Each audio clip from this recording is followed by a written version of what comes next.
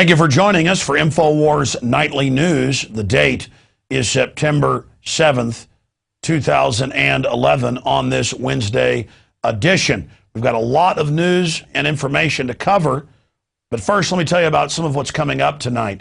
We're going to talk to advice columnist and best-selling author Amy Alkon coming up a little bit later. She dared to complain and cry and call it rape when reportedly the TSA didn't just grope her vagina but went inside of it, pushing her clothes in. And now reportedly they're trying to serve her with papers and demand letters and threatening to sue her for exercising her First Amendment and saying that she was sexually violated. By the way, I've had district attorneys on from major cities who say that what the TSA is doing is sexual assault, even if the feds say they're above the law. That's coming up. Then we're going to talk to Michael Allison. He's the guy up in Illinois facing 75 years or life in prison. He's 41 for filming and taping police in public. And the states come down to the town and says, yes, let's put him in jail. And 11 other states are behind it saying, put everybody in jail. Life in prison. That's coming up. Then a true lawman, a true peace officer who's won his fight for the Second Amendment all the way to the Supreme Court, Sheriff Richard Mack, will expose just how criminal these globalists are with the latest on Fast and Furious, the false flag attack launched by Obama against the Second Amendment, and a destabilization operation against Mexico. They've got thousands of people's blood on their hands, and they've been caught red-handed. But first, I want to get into some of the news a little closer to home. Central Texas, the worst fires in recorded history have struck after a 5-year drought has brought us to basically, in many areas, desert-like conditions. A lot of the grass is just dying in Austin and is now sand. FEMA has done what they've done in Arizona and so many other areas. They showed up 2 days into these fires that have destroyed over 150,000 acres just in one area alone. Well over 1,200 homes, deaths. The farmers, the ranchers were getting together, protecting their land. FEMA came in and said, no, you can't build fire berms. Firefighters from all over the state poured in. FEMA showed up, just like in Katrina, and said, no relief effort. We're going to come in the next few days and command things. And all they're doing is blocking the operation. I've now confirmed with multiple firefighters that this has happened, that they're even trying to go on people's property where farmers have successfully built fire walls with dirt and are telling them, nope, you get out of here. So just incredible federal power grab. And I've got these newscasts where the locals are begging for the free FEMA goodies that are coming. And then I thought I would play a clip of Aaron Brouchard out of one of the parishes that bordered New Orleans. And he first broke the news. It was later confirmed. He also broke the news that the feds were in there shooting people inside New Orleans who tried to peacefully get out. He broke the news that FEMA came in and jammed communications as the storm hit. Then a day later, hacked up with axes the communication lines so police couldn't communicate. Then they all wandered off in different directions, and FEMA said, see, it's terrible, and waited 6 days to bring any aid, but began confiscating guns within 2 days, as we covered last night. So this is a anti-American, globalist, power-grabbing sabotage group that does not want states and locales being able to protect themselves and always blocks any aid effort so they can then say, oh, look, we screwed up. We need more funds. We're going to go to that clip. 30,000 acres in size so far. It's so big, in fact, the smoke can be seen from space. At least 500 homes have been lost in Bastrop County, and at last check, that fire was 0% contained.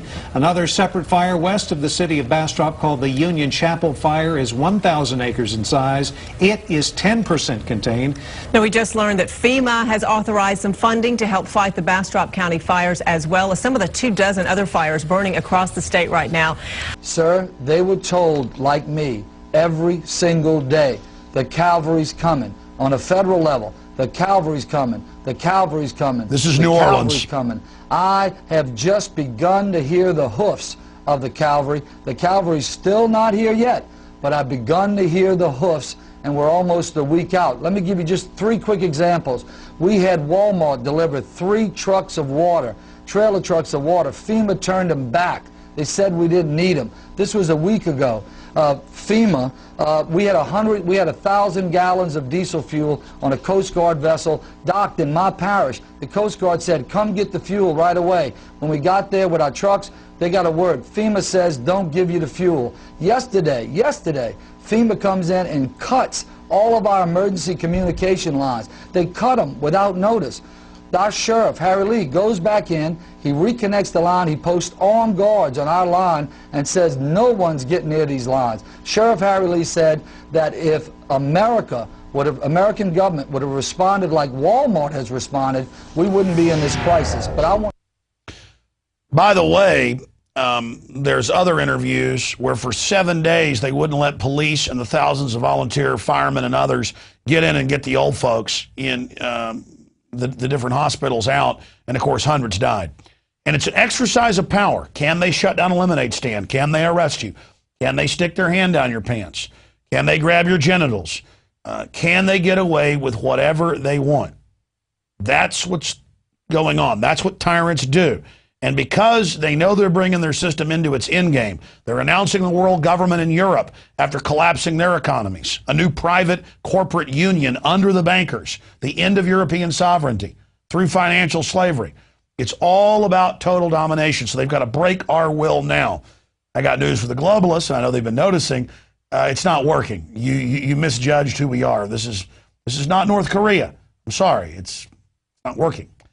There's a lot of rebellious people that don't want to be slaves, and the sleeping giant is just now waking up. Now, finally, in the news, I want to get to this report by Kurt Nimmo. Video game allows frustrated libs chance to kill Tea Party opponents. Now, we're not liberal, we're not conservative, we're constitutionalist. But we've seen Hoffa, the head of the unions, calling for violence a few days ago. We've seen the unions beating up Tea Partiers. We've seen just endless calls for violence by the so-called left, and then all these bizarre ADL, Southern Poverty Law Center reports, and endless pontificating about how myself and Ron Paul are calling for violence via code, when all I see is calls by the so-called left for violence. And so we're going to roll some of this for you here. That's a guy with an American flag, got to kill him. That's a good old boy, evil white redneck. And, of course, another white person who's a Klan person. Being white's evil. Sarah Palin, Michelle Bachmann are evil subhuman demons. A Fox News chick. Newt Gingrich. By the way, they're not right-wingers. He's a big globalist. You've got Sean Hannity, Brit Hume. And these are corporate zombies. There's Glenn Beck. There's Brit Hume. They've all got to be killed. And this is all part of the dehumanization. And my issue is they'll say, well, this is just art. We're just having fun. Okay, then don't run around squealing and talking about how everybody wants to use violence against you all day when nobody's calling for that. The left ought to be happy. Obama's launching wars, putting Al-Qaeda in command in Libya, torturing, getting rid of the Bill of Rights. He's continuing what Bush did. Fox News, MSNBC, you keep the false idea going that there's a choice between you two. Two different flavors of liquefied horse crap. Okay? I don't want either one of your flavors. This is all part of perception management, giving you two false choices. It's like going on a used car lot and they say, well, you can have this used car or that used car. You know what? I don't like any of your used cars. I'm going over to the next place, okay? Again, they want to keep us all fighting with each other. The TSA's sticking their hands down all our pants. They're putting sodium fluoride in all our water. The vaccines are hurting us all. The deindustrialization that both parties supported, NAFTA and GATT, is screwing us. It's time to get angry. And let me tell you why I'm angry. This next report ought to get everybody angry. I've seen them grab men's buttocks and go between the crack and check what's in there. I've seen them, and they describe it as lifting off the ground, going into a woman's labia. I'm sorry for a family show, but that's what's happening.